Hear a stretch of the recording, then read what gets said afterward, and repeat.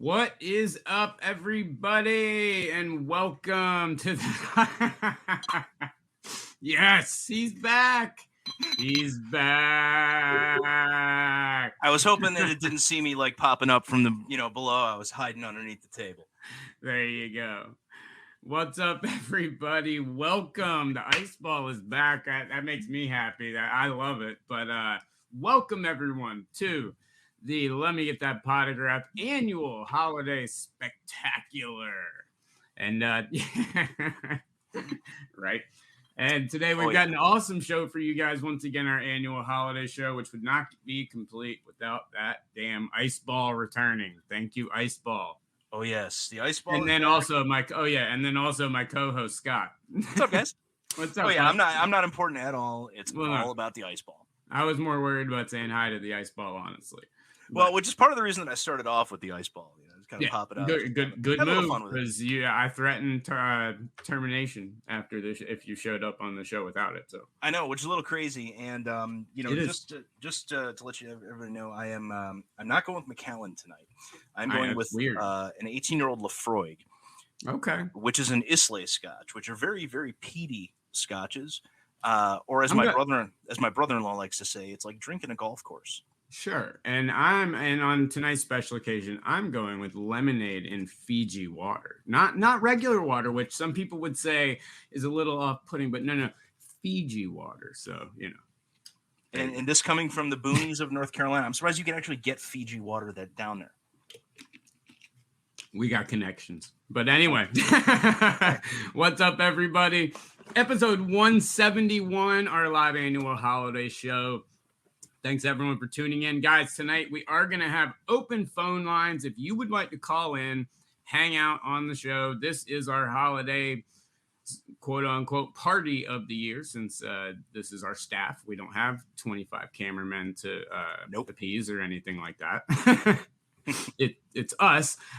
So the phone lines are going to be open tonight. I just put the link in the chat. Feel free to click that link, call in, video or audio anytime. We do have Scott. We got an awesome guest tonight. I'm really excited about it.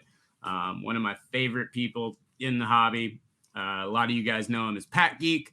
A lot of you also know him now as the new Tracy Hackler. Maybe that's worn off, maybe not. I don't know. It's been, we introduced him last Christmas as the new Tracy Hackler, and I think it's been a year. Yes. And this has become a Christmas tradition. I know, but I'm thinking he's kind of carved his own path at this point. And don't get me wrong, I love Tracy. No. He has. And that's what I want to talk to him about a year later. He's been there now for a year, and so it's going to be fun. They've made a lot of strides in social media since he's been there, which I expected him to do.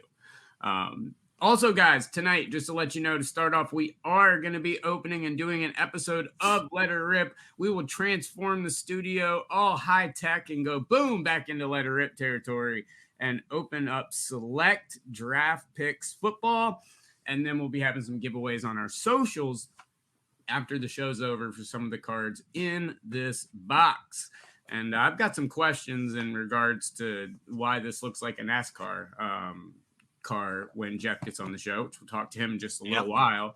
But man, I think there's only one thing to start out with, and that's as my son would be singing in his room right now, World Cup. I mean, Jesus, that's all I heard him sing for 2 weeks. But the World Cup, man, dude.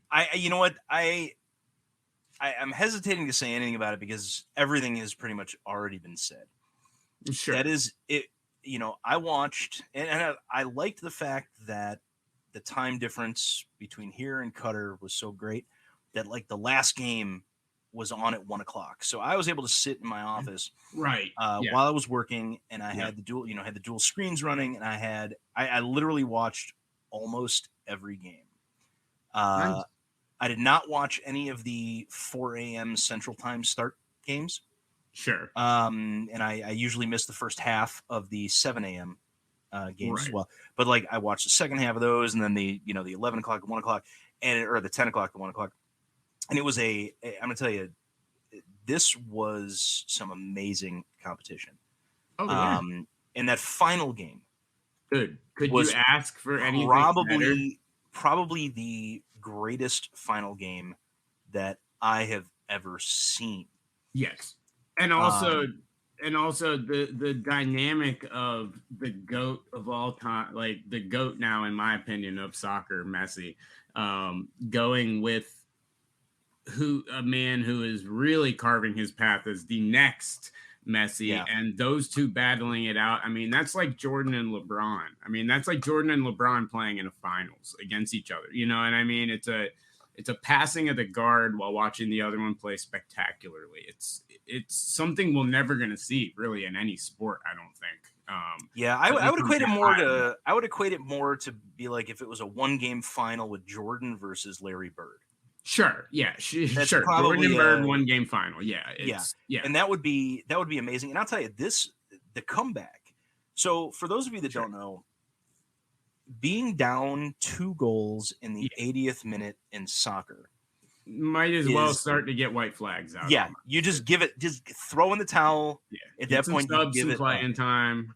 That comeback, to come back in the 80th minute down 2 to force extra time, is actually, I think, is bigger than when the Patriots came back down like 27-3 or something like that, or 23 to whatever the number was. Or the Vikings this week against the Colts. Exactly. One. Like, I mean, it's that is a bigger comeback. Oh, big time. It was insane. Well, you saw as soon as the penalty happened, as soon as he got that penalty and scored that first goal, something clicked in him where the rest of the game, Argentina looked like the underdog. They dominated that game. That in the second he got that penalty, something clicked in his head.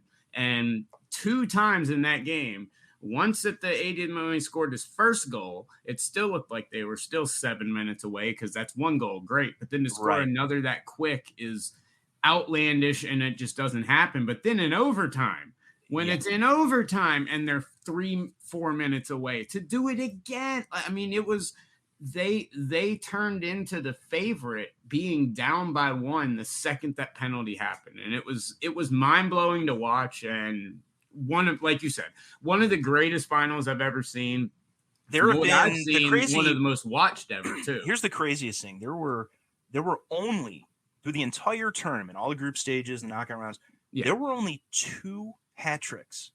I know. The entire time. And this is only the second time in World Cup history that somebody has scored a hat trick in the final. And Messi had never scored past the knockout round. He never scored in any of the games ever in his career past the knockout round, and then he does this in the finals. But this year he became one of only a handful of people who scored in every single knockout round game. Yeah. So like he blew that curse out of the water. Oh yeah, big time. And I'm cheering because before Mbappe scored the 3rd goal, sure, him and Messi were tied for the Golden Boot as far as goals go, but Messi had the tiebreaker. The tiebreaker was assists, and Messi had 1 more assist than Mbappe did. Yeah. So Messi was on track to win the Golden Boot until Mbappe scored that 3rd goal. So I'm not, I like both guys. I really do. But I'm like looking at that. I'm like, holy crap. He just not only sent the game to PKs where, they've got a shot to win it, but he also basically clinched the Golden Boot. It was so late in the second half of extra time that there was like no way that he was going to, that anybody was going to score again, especially, kind of how Argentina took their foot off the gas. So, obviously we're talking about how great of a game it was and everything, and it was. But now we're coming out of the World Cup. And since that's happened, you've seen some crazy stuff happen in the card market, not only with Messi. Now, Messi's going through the roof, like I think would be expected. Mbappe's going through the roof, which I think is to be expected. But a lot of other players are going through the roof as well. And it's also extending, which we don't have to get into it too much right now because I'd like to talk to our upcoming guest Jeff about this as well. But Panini dropped their World Cup NFTs, and there was a $30,000 bounty put on it by a company, which I'll get the name up in just a moment for you. But they put a $30,000 bounty on the Messi 1-of-1 NFT. So when you see stuff like that and you see all of this going on, what do you think about the market, and what do you think this type of World Cup game does for the soccer market as it heads back into, league play here shortly? So I was anticipating, and this is a weird year because this is the first time the World Cup's ever been played in the middle of the club season. Right, exactly. So normally you have this run it's done, through the season. You have the end of the season for a month or so, and then every 4 years you jump into the World Cup. And there's but just like with any sport, once the season is over, there's a drop off as far as the hobby goes. Right. Now, we saw a little bit of a drop off as far as the club stuff went. Yeah. There was there's been a little bit of a drop. Like nobody's buying Holland.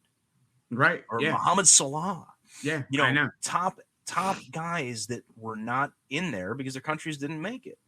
I bought during the World Cup. I'm going to be honest. We talked about it on the show. I told you guys that he was going to level out and not be paid attention to. Holland's cards actually dropped a little bit. A lot of auctions went low. About 10 of those completed sales were mine. I bought a ton of Holland during the World Cup. Well, and here's the thing, and this is where I think it's going to go nuts. So Premier League is starting this weekend, right? Like there's no break. No. Absolutely insane. No. So you have a large percentage of the Premier League players who played in the World Cup and represented countries, things like that, that have been playing and, beating up their bodies and things like that for the last 30 days. Yep. But you've got guys like Holland and Salah, and Benzema's out for, he's La Liga, not Premier League, but it's the same concept. A lot of the La Liga guys and a lot of the Bundesliga guys were, playing in their, in the World Cup for their home countries. But you've got Holland on 6 weeks rest. I know. And he's already completely torn up, not just the Premier League, but the Champions League too. I'm really excited to see what he is going to do when he's playing against guys who are ridiculously tired because they just played an additional tournament for the last 6 weeks. Yeah, I know. I know. They had the friendlies that happened beforehand as tune-up games with their, so that they could drive with their teams. Then you jump right into the group stages, and then you jump into the, the knockout rounds and things like that. And you've got guys, and you also have guys that are mentally deflated because they got their asses kicked. Exactly. Look at some of the comments. Look at Harry Kane. I know. Look at even some of the people on France that now they're saying they're reviewing like all the death threats that Mbappe and some other people got. Which is look, guys, seriously, why does everything have to he was getting not only death threats, but like him and a couple of the other guys were like they're making racist comments about him. Mm-hmm. Guys, seriously, I know why. Yeah, you know what? You want to look? There's enough to get on him about. And look, you want to get on Mbappe about something, get on about it. Get on him about where the hell he was during the first 80 minutes. First 80 minutes of that game, yeah. You know what? There's enough there to get on him about. Without having to get racist about it. That requires thinking, though, Scott. Yeah, there's no place. There's no place, here for that. No. That's just ridiculous. It's stupid. Yeah, but. You've got these guys that have been, they're just going to be exhausted. They're going to be dead. And but I'm looking for the card market. Like, how do you see this going for, let's say, and guys, let us know what you think in the comments. Please let us know. And feel free to call in and join the show once again. Panini's Jeff Hoferer will be joining us shortly. But Scott, what for the overall market, how do you think this is going to go? Because a lot of people are saying, oh, well, the World Cup's over now, the soccer market's gone, and I kind of laugh at that because if this were 4 years ago, I would agree. No, I because would agree. Because it would end in the middle to end of July, and then you'd have a dead period before the club league starts. Exactly. This year, though, we are literally going. The final was on Sunday, And this weekend, we have games in the Premier League. Mm-hmm. Now, a lot of the other leagues don't start till next weekend. Yeah. And I think there's one of the major leagues that actually doesn't start till the beginning of January. Yeah, I think it's beginning of January, something like that. But it's only 2 weeks, so it's not like a full off season kind of thing. Right. So what's going to happen? I don't know. I think it's all going to depend on how well some of these superstars come back and start playing at the club level. But you've got a problem. Yeah. Because you've got 3 of the biggest stars in not only the game, but in the hobby. Mm-hmm. You've got Messi, you've got Mbappe, and you've got Neymar. Yeah. And granted, Brazil got knocked out, Yeah. but they still made it pretty far. Yeah, they did. All 3 of them. And I mean, they lost to a Cinderella team that went to the Final Four. It's not like they were beaten by some scrub. Correct. And that's we'll talk about Morocco in a minute. But all 3 of those guys all play for the same club team.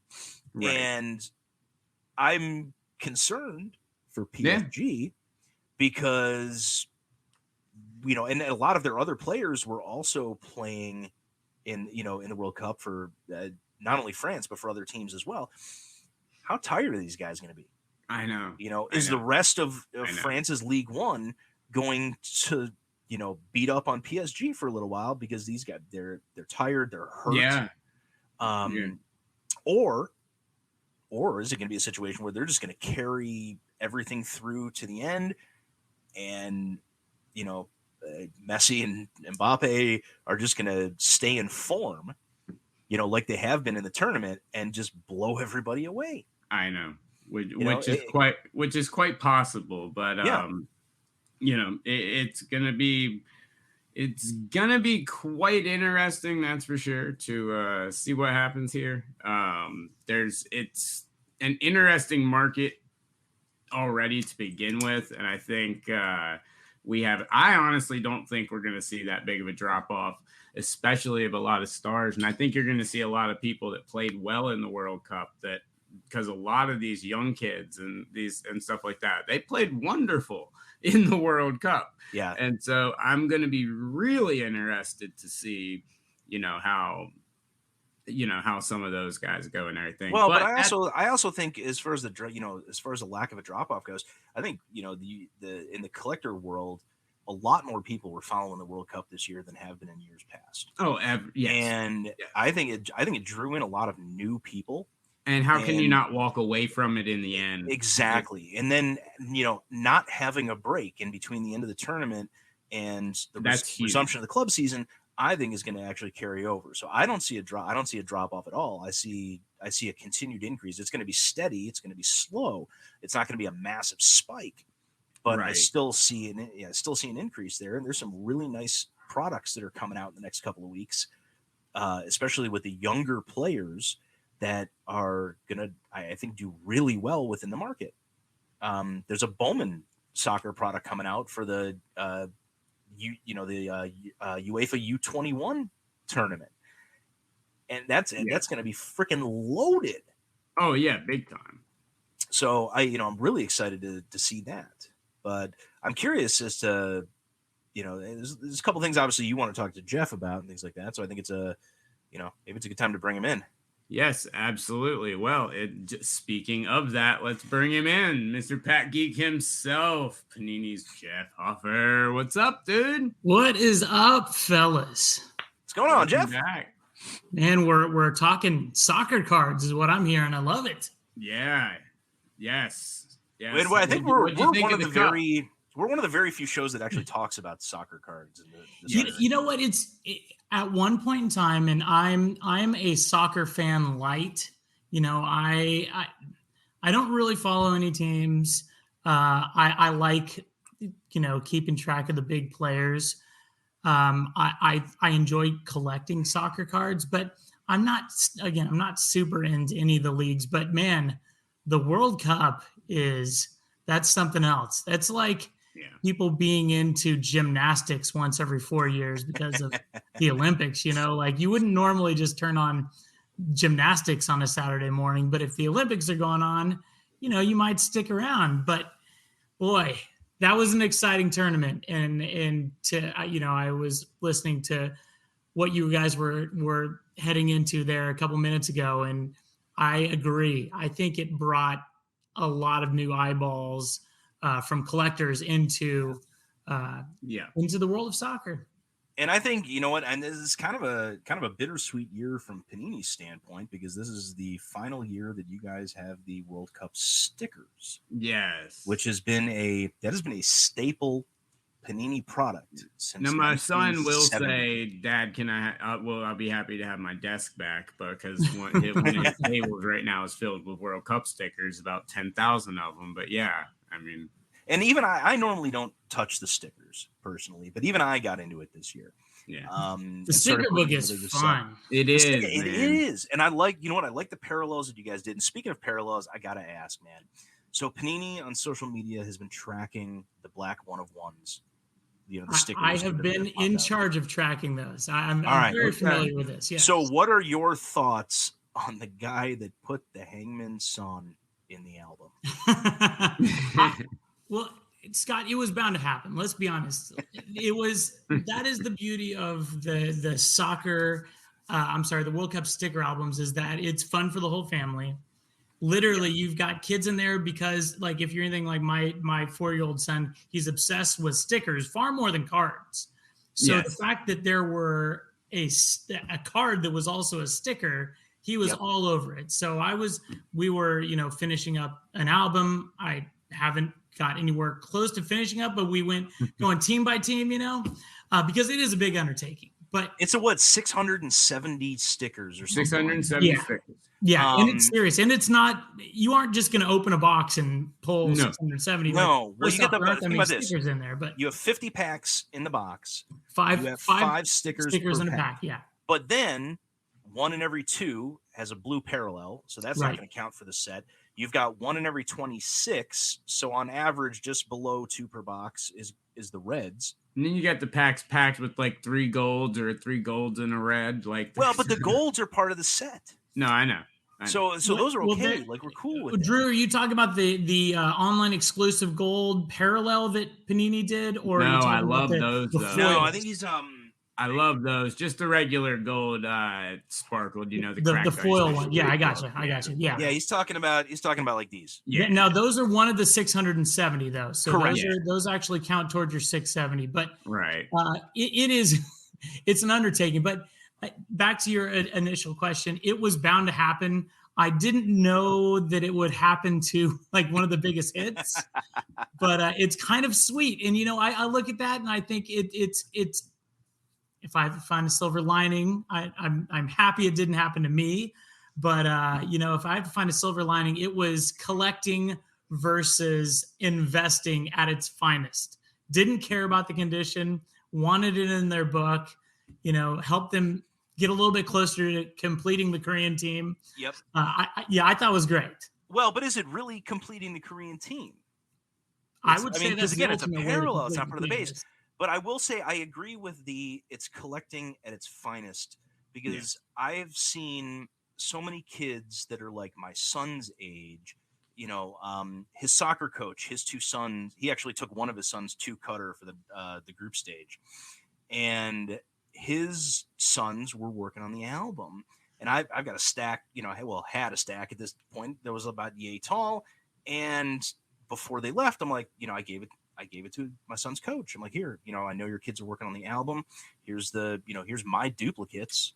See what you can do. Right. And, only to find out that like his kids have been trading with other kids. Oh yeah. Things like that. I'm like, holy crap, school, this is like back in the 80s again, when we're like actually trading cards to try to build something or get a specific player. Like, this is what the hobby is all about. Yes. And the stickers you don't really see it. You don't see it as much with cards. No. Because people are like, well, I'll sell you this. Right. Or I'll give you 5 of these for, that one LeBron you got over there. But stickers, it's like, all right, you need this one. I need this one. Here you go. Done. Mm-hmm. And, it really is the purity and the innocence of the hobby that comes out with the stickers. And I think Panini did a good job with them this year. Design was great. The packaging was great. the couple I graded didn't come back that great. The stickers are tough to grade. Stickers are very tough to grade. So, but it's I was actually expecting something a little bit bigger from you guys with this one, knowing it was kind of like a farewell to the World Cup sticker. Well, I may sound ignorant here, but is Panini America losing the FIFA license? Because I was under the impression that was staying with Panini America. So from what I read, the stickers, I don't think the cards, just the stickers, I think is moving over to Fanatics in 2026. Well, that's news to me. I was unaware of that. But I had read that before I came to Panini. I want to say I read that like 6 months ago or something like that. Yeah. I think I heard that. I mean, I haven't seen it addressed or anything. I hope to God it doesn't, because honestly, I was about to say that it was such a good job, and it's something that I've done year over and over and over again. So it's something that I hope stays at Panini. And I hope it is something that you guys are able to do again. But well, that would definitely be a bummer, because obviously the soccer stickers have a long, rich history from Europe and from our Italian brand. So yeah. Well, stickers in general is the bread and butter of the Italian brand. For sure. Yeah. Well, speaking of some awesome stuff, while we continue this interview, guys, we are going to slide over into Let Her Rip territory. Our show, once again, powered by Panini, of course. And we're going to be opening up a box of select football while we talk here. Select draft picks. And hold on really quick, Drew, before you get into this, because I know where you're going to roll with this, but I want to ask Jeff about this for a second. Sure, yeah. So a couple weeks ago, maybe a month ago, it came out that with Crown Royal Basketball, people were able to look at the sticker on the box, the serial number on it, and based on the serial number, tell you whether or not there was going to be a kaboom in it. I'm sure you've heard that one before. I have. Whether or not it's that's irrelevant, but Drew and I were talking about it last week because he brought up this box of select that we were going to open tonight. And I know there is some stuff with some of the stickers and some of the products, and I'm not going to get into the details. I don't want to give it away. It's kind of my secret, but we looked at this box of select draft picks, and we noticed it's not just one sticker. No. We noticed that there are 4 that are on there. So Drew wanted to ask you some questions about whether or not you knew anything, not whether or not you can tell if there's something in the product. Yeah, no, nothing about that. I kind of wanted to know, because when I looked at it, we were talking, we got this box and we were talking about doing it on this show, and I looked at it and I was like, wow, look at all these stickers. And it was right when that came out. So I looked at them more and more, and it, one's a regular college license. A couple of them are, it seems like, fringe college licenses. And so it looks like there's at least 4 different licenses for you guys to put out a college product. And I know dealing with one license is difficult enough. So the first question I had when I saw this is, how frustrating or how difficult is this to deal with collegiate products compared to others? Because it seems like this is a lot of different licenses, and is this how the NCAA is split up into these different groups as opposed to just one big deal? Well, I should preface all this by saying I don't deal with any of the licensing, so sure. This is pure speculation. Well, that's most likely the attorneys. Yes, that are doing that. And the dealings over the licensing is such a complex deal. I'm so grateful I don't have to touch any of that. But it truly is a miracle that any product makes the market with everything from the licensing, from and from just the manufacturing of the cards and then getting autographs and everything. It is an absolute miracle that any of this hits the market. But yeah, I mean, I don't think the college licensing is quite as tricky as the pro licensing, but which is weird because with all of those stickers on there, there's clearly multiple different college licenses that you have to get in order to put out a product like this, as opposed to like one blanket NCAA license. Well, you guys picked up on it. The 4 stickers you saw, that indicates there's a kaboom in this box. Right. Yeah, I know. Right. Yeah. The 4 stickers. Yeah. So there's a kaboom in every box then, right? Yeah. Well, kabooms in every product. We'll see. Actually, there shouldn't be kabooms in this product. No, there shouldn't. No. Something went very well for you guys Very if there's a wrong, kaboom in here. yes. Yeah, something went very wrong in the factory if Right. there's a kaboom in here. Yeah.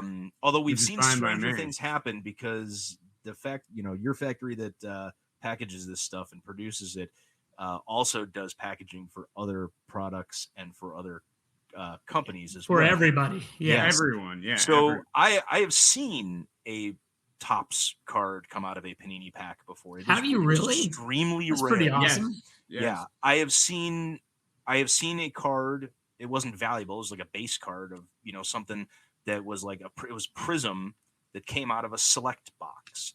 But it was not part of the NBA 75th anniversary where the I was going to optics say, were because in you know Prism what the and the prisms were in swap optic. there, No, it was not that. So it was, it's just one of those weird things that, look, I mean, it probably just got mixed in by accident and just made it through the pack out process. And, once it's sealed in the packs, nobody is going to notice the difference. That numbered, Drew? Yeah, 149. Nice. Wow. Way to go. Way to go. So here's the thing. Pick a color. And this isn't on you. This is, the people that design the product. Pick a color. Pick a print run to number that color too, and make it consistent through every single one of the products. Because the reds are out of 149 out of this product, but then I mean, at least we can all agree that the golds are out of 10, but I totally agree with that. And in some products, I've even seen they'll have the same colored parallel, not always have the same serial number. So like some of the reds are out of 99, some of them are 149. Not particularly this product, but I've seen that in some products. I'm like, well, Prism Baseball a couple years ago had red. I think it was a red disco out of 199, but the red disco inserts were numbered to 149. Or sorry, and I may have seen one to, or maybe it was 149 and 99 or something. I believe it's Scott. Oh, there's a good one, John Michi the third. Hey, that's a good signature too. Look at that. You got to appreciate someone that'll take the time to sign the autos, dude. It goes a long way for me. I literally respect the athlete more who takes a little bit longer to sign something, making it somewhat legible, and just a full name is nice these days. And I give a lot of credit to especially the college athletes that are doing this, or the young pros. Well, you remember the video, it was right before you came in, Jeff, that Admiral Schofield did for Panini, where he showed you that he literally went and learned cursive. Right. Specifically to be able to sign his autograph. And Tracy Hackler collected him specifically because of that. Yeah, and that was one of my favorite videos. I will tell you, normally I would say that, that's a failed school system because they're supposed to be teaching kids this. But in Admiral's specific instance, I know the district. He grew up in Waukegan, Illinois. I know the school district up there, and I am not surprised in the least bit that he did not learn cursive. You don't think they're focusing on cursive? Oh God, no! They're not focusing. They're not focusing on they're not focusing on a lot of stuff up in Waukegan. Do kids even bring a pen to class anymore? They do. They do. I've got a fourth grader and a freshman in high school, and they still write things on paper. And there's a lot of stuff that's done on the iPads and on the computers and things like that. But they're still writing. So. Back in my day, we had to chisel things onto stone. Your day and my day are not that far apart, if they're apart at all. We had computer labs, but everything was still handwritten, and we had to go type. And I saw somewhere that like somebody had a floppy disk that they showed to their kids, and their kids were like, "Why did you 3D print the save icon?" Yeah. It's like, come on. All right, so as we're rolling through this, Jeff, and once again, thanks so much for joining the show, guys. We are with Panini's Jeff Hoferer, and Panini, it's kind of become a annual tradition now. You were on the show for our last holiday show, and you've been on since then, but you were here last time, right around when you started with Panini. That was January, right? Is that right? Yeah. It was about it was pretty close to it. Well, when you came on, Tracy was on with us last year, and you popped on as a surprise, as the new Tracy. Yeah. Which we're dropping. We're going to drop that name because you've been there a year. Yeah. I appreciate that, guys. Yeah. Yes. As much as I love Tracy, no one wants to be the new anybody. No. But how has the last year been? Yeah. It has been a wild ride, guys. As you can imagine, a lot to learn, and I'm still learning quite a bit. But it's a wild deal marketing as many products as we put out. So I didn't know quite what to expect, but it's been cool. And, immersed in sports cards for an entire year has been a wild, wild thing. And you know what? It was a great first year because I got to be on board for a World Cup, which is, not obviously not every year. So that was really cool experience. And I'm happy I got to be on board for one of those. But like I said, man, the ultimate takeaway from this past year is that it is an absolute miracle that anything makes it to the market with everything that has to go right in order for a product to be released.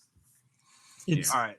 So before I know Drew's going to want to talk about this basketball thing he's been harping on for a little while. Well, no, I've got a question but go on. No, go ahead, because I was leading into that with a question about. Okay, no, well, I wanted to just ask because I know Jeff, you like myself.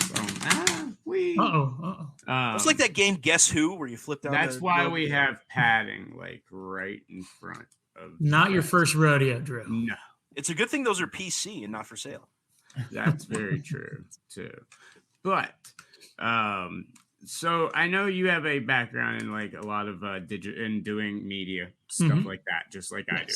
And I know when you got there, one of the things that you were talking about when we talked to you right after you got in was how much you were looking forward to doing, some videos and using that talent that you had learned over decades of doing some incredible work in film and everything.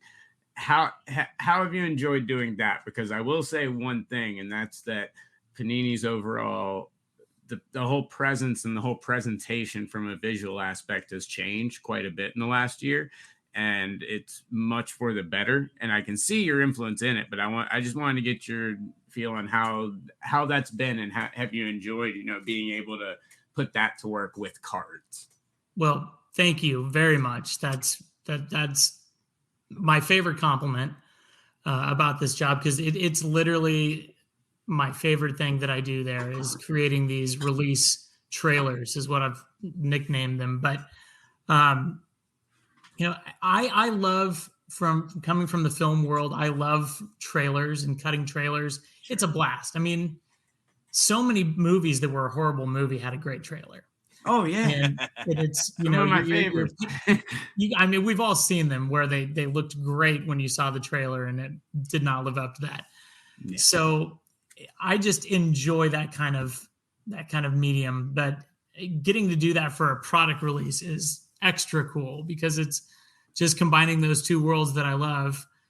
So to answer your question, that's been my absolute favorite thing. But I've tried to really not just influence the release promos that we've been putting out, but try to influence all of the video that we've been doing. And I have my hands in about 90% of the stuff we put out. I still have some teammates that do some of the other videos, so I can't take credit for those, but I've tried to kind of, bring up that whole quality because we make a great looking product. And I always say your marketing needs to do that justice, whatever your product is, whether it's a car or a sports card.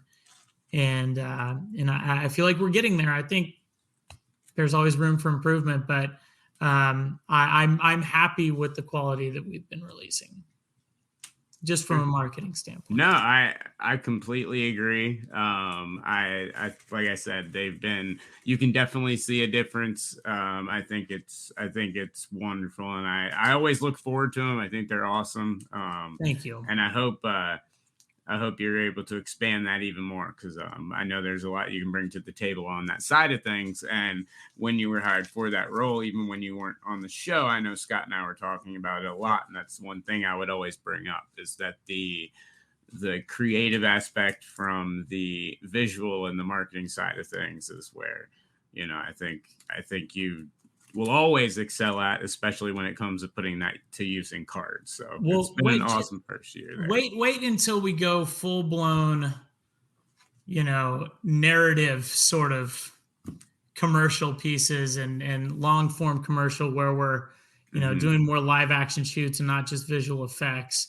Because I've tried to keep them kind of simple from a production standpoint, even though they still have that dramatic flair I'm going for. But there's a lot more we can do incorporating professional athletes, and I'm easing my I'll way tell you, into I've got some ideas about that. We'll talk about that off. All right.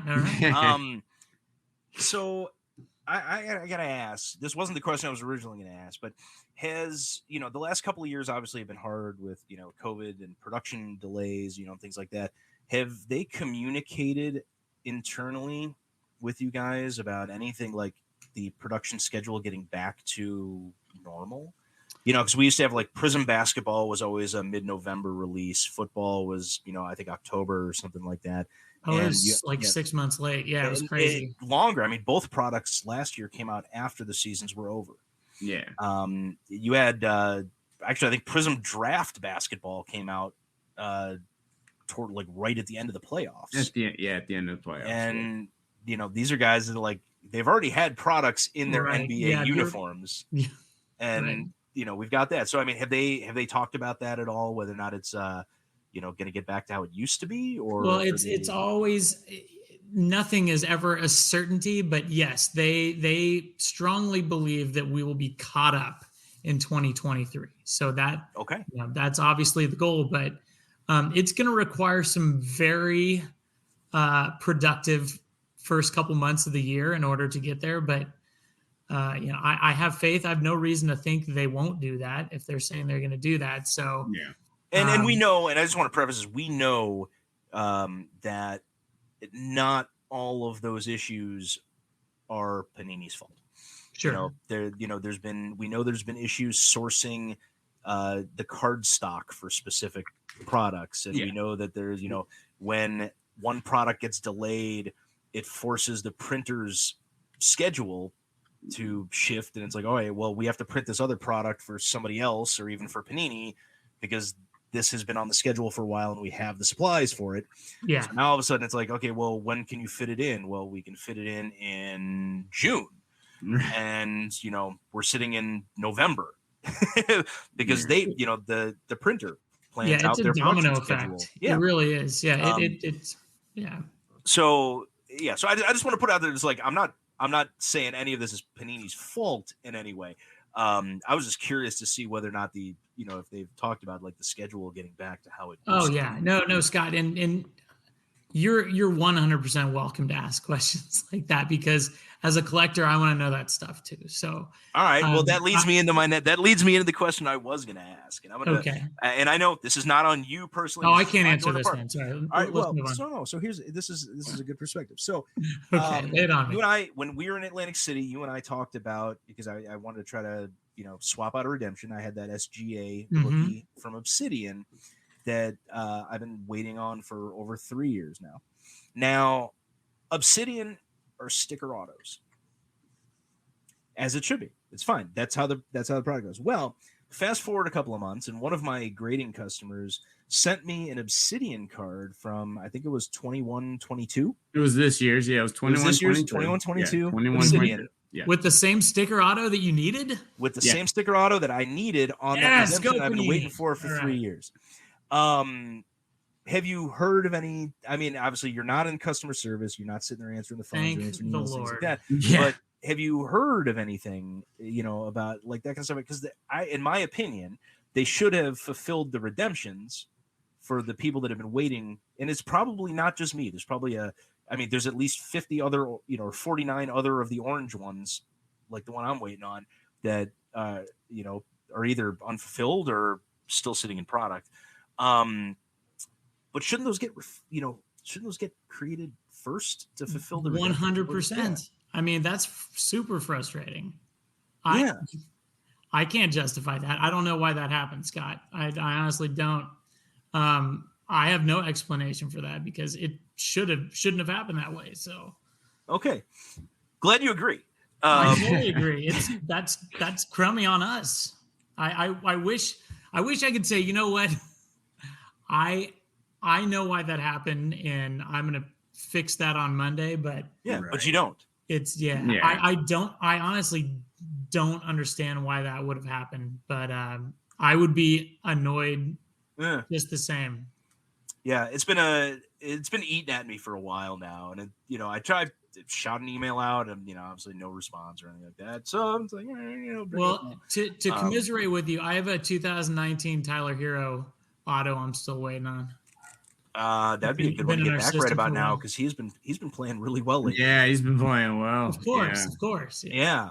Well, it does seem like, and I don't know if you can speak on this at all, but it does seem like a lot more redemptions are coming back lately. I know you guys did kind of tweak the policy a little bit and changed everything up some, but it does seem like I look at the weekly redemption reports just to see what's being filled, what's coming on the market, things like that. Because you have nothing else to do, but it's all good. Well, no, I'll go buy those redemptions if they're good cards. If they're good cards, I'll buy the redemption.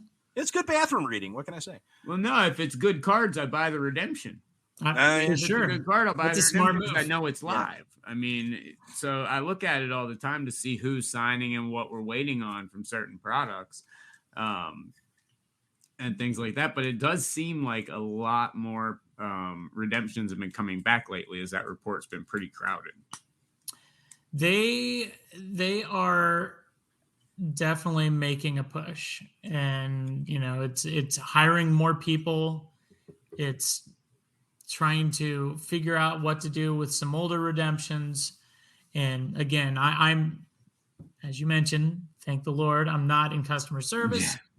So I don't know everything that's going on over there. I don't even work in the same building as them, but I know they're trying to rectify this. It's just, it's going to take a lot of work and a lot of patience, unfortunately, on behalf of collectors to try to get this all figured out. All right. Well, if you're going to bring back anything aside from the redemption issue, I want you to bring back this to the team. We need more stuff like this. Remember these? I found these in a box. I found these in a box. B.I.G. And Tupac. Yeah. The problem is I can't get these two that close together because somebody's going to get shot. Yeah. Are those the kabooms? No, these are the Panini HRXs that came out. Yeah. Inserts in, I want to say it was a Black Friday pack or a Father's Day pack or something like that. I'm trying to. But they're from 2013. We need more stuff like this. Dude, if those were autographed, that'd be a serious collector's item. You know what? If these were autographed, I would say there is a serious problem because these came out in 2013. Yeah, good call. Yeah. Although both guys I think have released new stuff. Could have been sticker autos. Sometimes they get those sticker autos and then put them on. I don't think they were doing. I don't think they were. Look at Maradona. Maradona showed up in some products after he. Yeah, but you guys were sitting on autographed Maradona stickers for a long time. Maradona. Hey, but I don't think anybody was doing about the Spinatron bounty.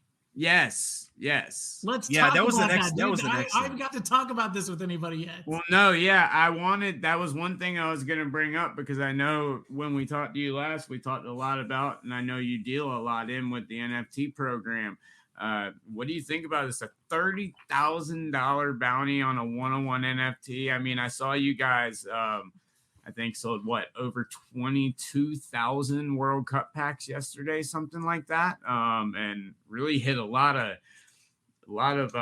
like top crypto moves of the day and everything like that. I mean, it was incredible.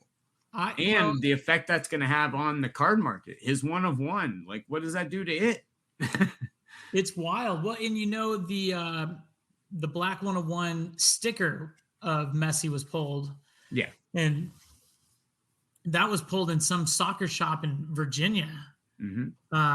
Wow. Yeah, not too far. And that's that's what I love about these stickers is they're literally everywhere. You don't need to go to a card shop. You can go to Walgreens has them. You can go to the soccer shop, the place where I buy my referee gear sells them. Yeah. Like they're literally everywhere. I like that too. I don't want to stray away from your question, Drew, though, but I think that is a healthy bounty. I don't know. I would, if you'd ask me, hey, what do you think this black 101 Messi NFT would sell for?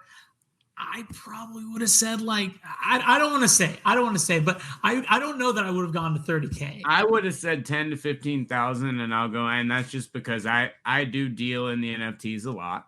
And that's why I appreciate you guys tossing in some holiday packs back at Thanksgiving. That was sweet. I ended up with a lot, and I was like, wow, I think that means I buy a lot because I got a lot. I was like, pretty That's sure. cool.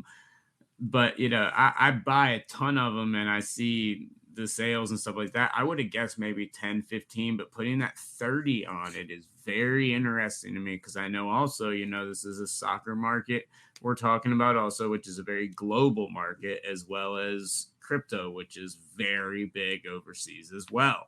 And True. so I can kind of see 30,000, but when I heard it, I was just like, that's incredible. And my immediate thought was, what does that do for the cards and everything like that? And the value of his 1/1, how people value Prism World Cup in general, how they value that set, because no other Messi 1/1s or in any other product are commanding anything. No, and I you've got them think the black, you got Mosaic 1/1s. It's not got a 30K bounty, but that Prism World Cup that can have a heavy impact on the value of cards as well. So Prism as a product is going to be the top product, you know, period. Unless of course you're doing like a National Treasures or, you know, something like that. But it's a, you know, of like the mainstream like crazy short collector brands. Yeah. The black, I believe the actual black 1/1 actual card got pulled. That and the black auto got pulled. No, that was wasn't it the black choice auto? The Nebula? Yeah. No, I think there's a black auto. The black scope. The black scope. Black scope. The black scope. Okay. Yeah, I know there's a black auto pulled and then the black base. Right, but I think the true black from Hobby 1/1 auto, I think, is still out there. Yeah, I like to hear that. Yeah. I know there's at least a couple that are still out there, but I did see that the choice, not if it's not choice, whichever one the scope was in that set. I know that one was pulled, and then the base was pulled. I think 2 days before the championship. It was pulled just a couple of days ago. I think. Who was it? I think wasn't it Platinum that pulled it? No, Cherry Collectibles. Yeah, Cherry Cherry Collectibles pulled. Okay, shout out Cherry. Did you guys see another World Cup related pull? The gold vinyl Mbappe was pulled from a retail pack from Walmart. Yes. What? Yes. I didn't even know that was possible. I didn't. Why can't I get crap like that? No, I pulled, and I didn't think this was going to be possible with the blasters, but I pulled a oh crap, what's that insert called? Not the National Pride. Manga, thank you. Yeah. I hit a manga out of a blaster. I mean, it was Manuel Neuer, but it's, you know, I didn't know they were in there either. That's wild. I know. But see, I like things like that because that takes you back and brings everything, you know, back into the chase. Exactly. And I think it makes it a little bit more like the stickers. It's all accessible. You know, you can buy a $20 box or a $30 box and potentially hit that. Keep going. Yeah. You know what I'm saying? Like, yeah. You can go in and you can buy something, make an impulse purchase as you're checking out at Walmart and potentially at a gold vinyl versus having to, you know, find a hobby shop that carries it. Yeah, and that was and I'll tell you, the box that the manga was in, that was a random trip to Target, and I wasn't even looking for cards. I just glanced over in that section, and it was like tucked in like behind a bunch of other blasters. It was literally the only Prism World Cup blaster that was there. Wow. And it had the manga, and it had the Gakpo blue to $199. Wow, nice work. Yeah, good blaster. Yeah, good blaster. There you go. So are you guys soccer fans outside of World Cup? Oh, yes. You are? Yeah, Okay. big time. My kid plays, his kid plays, he refs. I coach. Yeah. I mean, yeah. No kidding. Okay. Time. I follow soccer. Premier League and La Liga pretty closely, and Bundesliga to a certain extent. Nice. Okay, you guys are the real deal. And I'm going to tell you guys, there's a couple of players that are so underrated. I'm going to give you my secret right now. Yeah. And normally defensemen don't sell for so defensemen and goalies in soccer are kind of like pitchers in baseball. Yeah. You know, unless they're like the absolute number one, they don't sell for very well. Yeah. This is a guy, and I'm sorry, I'm holding up a Topps card. It's okay. No. But this is the guy that you want to keep an eye out for. Sven Boatman. He is with Lille in Champions League products this year, but he just moved this season to Newcastle in the Premier League. Okay. He is their starting center back. Okay. And Newcastle, which is typically a 14th to 8th place team year overall. They're sitting 4th in the Premier League right now. And Boatman is the only change they really made this year. They have had 7 clean sheets. Now and for soccer people, clean sheet is a shutout. Yeah. So 7. Wow. The only real change they made was bringing Boatman in as their center back. So said that's their primary defenseman. Worked for Morocco. Yeah. So keep an eye on him. That kid is going to be absolutely insane. And I think the 2026 World Cup, he is Dutch. So he is from the Netherlands. He is going to be the replacement for Virgil van Dijk. Okay. Interesting. What do you guys think having the World Cup stateside will do for soccer cards? I mean, this World Cup alone has given it a nice bump. I think it is going to be insane. I think the soccer market, everyone I like everyone, like all the meme pages and all this junk does. You see all this stuff say, "Oh, the World Cup's over," back to no one caring about soccer. That's just absurd. There's going to be so much attention paid on soccer, especially like Scott was saying before, with no off season like normal. We're going right back into play. We're getting right back into the thick of things. Heck, Holland hasn't even been playing. We get to see him tearing stuff up again. I mean, I think the next couple years, I think even leading up to the Women's World Cup, I think that gives a renewed interest in the men's market as well. And I think we're in for a good Women's Cup. But then when it comes stateside, it's going to be huge. Hold on, Jeff. Let me ask you about this. Speaking of the Women's World Cup, Topps started doing Women's Premier League and Women's Champions League products. Okay. This past year. Knowing that Panini has the FIFA license for World Cup, is there a plan for a Women's World Cup product coming out next year? Yeah. Good call. No clue. Because that would be very interesting. You guys do, you put out Prism WNBA. Yeah, it's actually a very good product. Hey, I'm about to open on Let It Rip next week. Shout out to Let It Rip next week. We're opening WNBA Revolution, so come check it out. There you go. Yeah, very good product. But I'll tell you, Prism WNBA actually sells really well, considering that the people that follow the WNBA are few and far between. But the people that follow women's soccer, especially the national team, is actually a higher number than the people that follow the NBA. And you have Trinity Rodman coming in, which is Dennis Rodman's daughter. Really? Yes. She's going to be the future face of women's soccer. It's going to be Dennis Rodman's daughter. Her name's Trinity Rodman. She's absolutely incredible.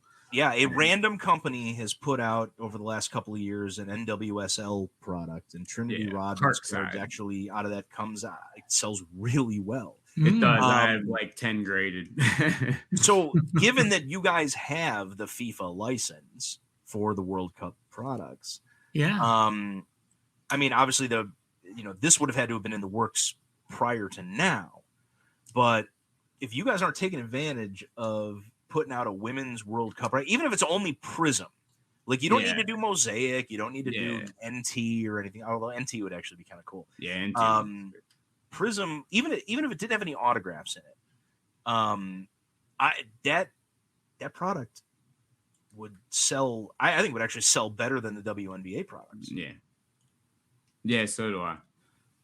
Well, guys, you're telling the wrong person. Yeah, You're telling the marketing guy. Yeah, but you know the marketing guy. That's the best part. Yeah, I know. Yeah. Well, and that's something I can pass along to the soccer team and say, hey, are we doing this? There's interest, but I don't want to say it's not happening because I haven't heard anything about it yet. But I have a feeling it's not going to happen. Yeah. But to answer the question, no, I think with the Women's World Cup coming up, because the United States women's team is such a powerhouse, unlike the United States men's team, who was I don't want to say lucky to qualify this year, but because they really did have a good tournament. The women's team has been a powerhouse for years, so there's a lot of people stateside here that follow the Women's World Cup. Specifically because and then you get the Trinity Rodman coming on and things like that, and that's going to be absolutely insane. But that I think is going to do nothing but help the card market period, but soccer in general, because you only have a 6-month gap because of the delay with the World Cup being in Qatar this year and having to be done in November and December instead of typically June and July when it's done. So you would have a year gap normally. You only have a 6-month gap between the Men's World Cup and the Women's World Cup. And, the longer it goes in between, people tend to forget. So the shorter period of time, this World Cup, the Men's World Cup, is still going to be fresh in the minds of people that watch soccer. And, the new people that just got into soccer, they're going to be watching the women's games. I think there's going to be just as much excitement, with those games, and they're going to be exciting to watch as much as the men's games were, and I think that's gonna do nothing but help the market. Yep. No, I completely agree. But what do you think, Jeff? I mean, how do you see it in 4 years, at least in terms of soccer? How do I see what the card market? I love it because I think, especially from a collector standpoint, if you don't take advantage of this 4-year runway to diversify yourself into some World Cup soccer cards, I think it's you're missing a really cool opportunity now, and you get to see all of those players play in their different leagues between now and then, so you can keep track of their progress. A lot of the stars in the World Cup are so young. I can't believe Mbappe is 24. I know. He's so seasoned to watch him play. Well, but let's forgetting the World Cup for a minute here. Don't forget, Panini's also got the license for the Premier League. You also have La Liga. You've got Serie A in Italy. You can get, and this was something we were joking about, maybe 6 months ago when Erling Haaland made the move from Dortmund to Man City in the Premier League. Is when the 22-23 Prism and Mosaic Premier League products come out. Are you going to throw, is Panini going to throw a rookie card logo on Haaland's cards? Because technically he's a Premier League rookie. Yeah. And whether or not this guy, and again, you don't know that. That's the marketing people, the product designers, things like that. But this will be Erling Haaland's first card. I mean, I think they will. If like the UFC is any indication for something like that, you have Michael Chandler who came over from Bellator. Yep. I think he was fought for a long time. And then he got a rookie designation in 2021 products. So, and he'd been fighting for like a decade. Mm-hmm. So, well, and how many times has Panini done a Prism card of Hailie Deegan in NASCAR with the NASCAR products with a rookie logo on it? Has it been multiple years? It's been multiple years. Okay. Wow. Lucky her. Yeah, I know. I think every time she moves up a level or something like that, they throw a rookie card logo on it. 2018, 2020, 2021, there was all a variation. Oh, wait, since 2018, she's been getting rookie shields? That's pretty pretty interesting. So, I think it would be warranted to have it on Haaland's cards. But you're also going to see the first card of Haaland in a Man City uniform is going to be in either Prism or Mosaic. I'm not sure which one coming out first, but that's going to be. I think that's going to be a huge driver of the product. Yeah. Well, and I think there's going to be a lot of moves going on between now and the next World Cup, enough to keep you interested, because a lot of these big name players now are on the move right now. There's a lot of uncertainty where a lot of these younger guys are going to move, because a lot of them are on some, younger developmental type teams that are about to make a big leap, whether it be to a different league or to a bigger team. And then will the coach use them? Will some of these great rookies that got sat on the bench and had their World Cup spot taken away, like Ricardo Pepi, will he rebound and, become something huge? There's so many great storylines in soccer. I just think by the time the World Cup in 4 years rolls around, the soccer market's going to be 10 times better than it is today. And I'd argue that it's one of the strongest markets around right now. I mean, the World Cup's been over. I've still been selling soccer. I've had no problem with the demand for soccer, and I've been buying a lot of soccer. So that's just where I see it going. No, I agree. It's interesting. You'll see a lot of people who soccer was the first sport they collected. Yeah. Which is interesting, because it's only kind of matured over the last 2 or 3 years. Mm-hmm. Even though soccer cards have been out since the 60s, maybe even before then.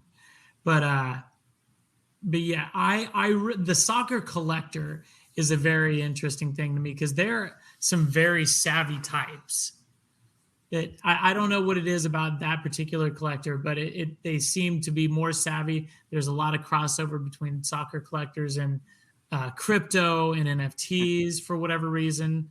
But yeah, And look, just with those three things, I would rather put my money into soccer cards than either crypto or NFTs. Yeah. And it still boggles the mind that, especially after what's happened in the last 2 years in both of those markets, it boggles the mind that people are still throwing money at NFTs and at crypto. Well, $30,000 bounty placed on the Messi 1/1 Prism. Pretty amazing. I want to know who that guy's crack dealer is, because I want some of that.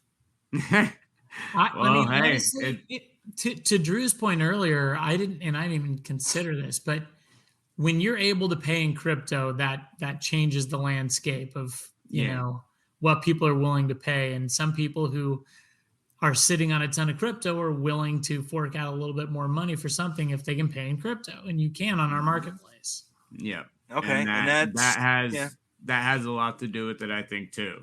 Especially when you look at, like you were saying, the company that put the bid out, and once again, it's probably more of an overseas buy, which, like I said, crypto is also very big overseas as well. So, it has a crossover appeal, but it's definitely great for you guys to have a bounty like that thrown out of nowhere. Doesn't hurt.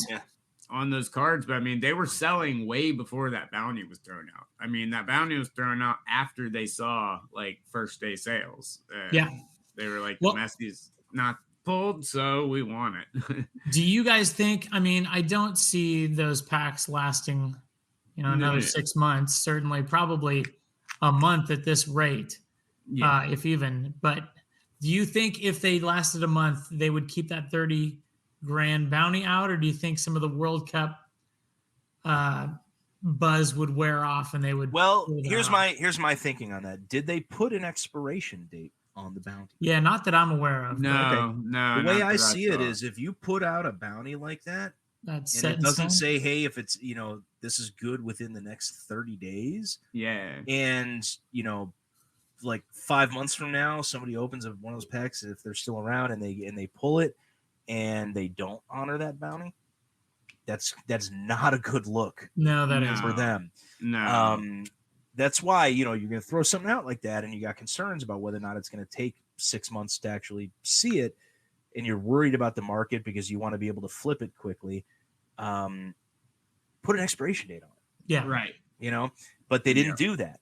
So I think they kind of have to honor it just to keep the name. I think you're right. Yeah, keep their reputation intact. No, absolutely. All right. Well, guys, it is about time to wrap up the show. But before we go, Jeff, once again, thank you so much for coming on, man. It's always great to have you on. Always a pleasure. If you'd like to see your faces, I saw Scott and got to talk to him at the national, but Drew, I saw you on a panel, but I didn't get a chance to. Yeah, I saw you watching us down there. I was like, dang it, there he is. And then every time, like literally the 2 times I wasn't slave driven at a booth, I got away and tried to get over there and made it over there twice, and you weren't there. And I was like, we're not going to catch each other. But then I saw you check out the Hobby Hotline panel. I appreciate that, man. Of course, man. Well, the National is a busy time for folks like us, so I don't fault anybody. I get it, but it's great seeing both of you again, and thank you guys for thinking of me, and hope you guys have a very happy holiday. Yes, you. Yeah, you too. I will reach out to you tomorrow with. We'll talk about that idea that I mentioned earlier in the show. Oh yeah, cool. Yeah, I think you'll like it. All right, man. Awesome. Well, thanks so much, Jeff. Okay, I appreciate you guys. Talk to you later. Yeah, thanks, Jeff. Okay. All right. Bye-bye. Once again, guys, that was Jeff Hoferer, aka Pat Geek. You can follow him on all social medias. Normally, I ask people to do this, but I won't make him plug himself. You can follow him on all social medias at Pat Geek, and over at Panini America, of course, as he handles those socials as well. But Jeff, one of the best people in this industry, and I'm going to tell you right now. I mean, Tracy, amazing, a legend over there. I love Tracy. I love Tracy to death, and he'll be on the show very, very, very soon. I'm just giving it a little bit of time with some stuff going on, but he'll be on the show very shortly. But Jeff has done such incredible things over there, and they're just from the marketing to communication to everything, just in terms of social media. It's been phenomenal. So thank you, Jeff, for coming on the show. So, got an interesting package from Topps. And I didn't even tell you I was going to bring this up because I didn't. We got to wrap up in a few. So. Oh, I know. But I got this interesting package from Topps this week. It had 5 home run challenge cards in it. Oh, dude, I'm waiting on home run challenge cards from 3 years ago. All right. So here's the deal with these, though. Yeah. They don't send them to you? No, they sent them to me. Mine were actually the ones that I redeemed for these and picked the dates on. Yeah. They were losers. And they sent you winners? And they still sent me 5 winners of 5. What were they numbered out of? So the Soto to 370, Matt Olson. So then they messed up and they took everyone. I think so. Well, but here's the thing. Matt Olson to 1,090. That's actually the highest I've ever seen a home run challenge card. Wow. Yeah, that is a lot. Bellinger to 357, Jose Ramirez to 563. Are the dates near the end of the season? Yeah, they were end of the season. And Salvador Perez to 436 was the last one. These are September's, I think. Yeah, these are. See, the one that I won on was the day that Mookie Betts came back from that year-long injury against the Yankees and hit 3 home runs. Only like 3 people or 4 people picked that game. So mine was going to be out of like 3 or 4. No, I never got it. No. It's not the game. It's the entire month. Oh no, this was like years ago. Oh no. I know, but even years ago, it should have been the entire month. Like but it was the last day of the month. Well, right, but that's right because he came back from injury. Came back the last day of the month. So yeah. So I want to know, and I don't know what's up with Topps. Just shoot me those cards. Nat, thank you for doing that. Yeah. But those were losers. I didn't pick winners on those. That's interesting. Yeah. That's something quite interesting. I thought it was a weird thing. Like I got the email, like you got these winners. I'm like, no, I didn't. Huh? What? I thought it was spam. I thought it was somebody trying to hack my account or whatever. So I looked at my account. I didn't click on the links. I actually went to Topps, logged in my account, and sure enough, they're there. It's like, holy crap. Hey, well, what I do? In other news, all is right in the world. Michael Porter Jr. is on the injured reserve. So, I mean, all is right with the world again. Hey, he lasted right in the world almost until Christmas. I think if we travel back to June, it's always Father's Day. But if we travels back to our Father's Day episode, I'm pretty sure I said by Christmas. So I think you did say by Christmas. So this is all right. So look, the world's getting back to normal. Yeah. Everybody's traveling again. Everybody's going home. Everybody's doing their Christmas thing. You know, Michael Porter Jr. is on the injured list. Chicago's about to get 18 to 24 inches worth of snow Thursday and Friday this week. Panthers are winning games. My mother, the Bears are still sitting at 3 wins. My mother refuses to change her travel plans because she's supposed to be driving to Ohio on Friday. And you know, even in this blizzard with 50-mile-an-hour wind gusts blowing around, change your plans, Mama. So look, all is right. All is right in the world. Things are back to normal. Yeah, things are back to normal. Merry motherfucking Christmas, everybody. Yeah, Merry Christmas and Happy Hanukkah to everyone else up there. It is the second day of Hanukkah, I think. Oh yeah, I did forget about that. Oh no, today's the third candle Hanukkah. When you grow up, third. Yesterday was second. Sorry, when you grow up in South Florida, you remember these things, even if you would think my people. You know, these are my people. You would think I would have remembered about the Hanukkah thing, but no. I know. But no. Yeah, that's what happens when I celebrated a week early with my family. There you go. Yeah. All right, guys. Well, thank you, everybody, so much for tuning in. We had a couple other topics we were going to touch on today, but we're going to pocket those till next week's show after the holidays. So we will be off the rest of this week. We'll put this up on if you'd like to listen to it again, or if you missed any part of the show, we will have it up on our audio tomorrow morning, so you'll be able to check that out as well. But I do want to thank our awesome sponsors, Slab Strong, Vandy Slabs, Show Your Slabs, Treasure Hunter Sports Cards, and of course Card Ladder. We could not do the show without you guys, and of course Panini and Upper Deck for Let Her Rip. And, of course, Panini's Jeff Hofer for joining the show today. And we will have Let Her Rip next week as well. And we'll be back to our normal weekly schedule here right after the holidays. But one last sponsor, Drew. I do want to thank Scotch.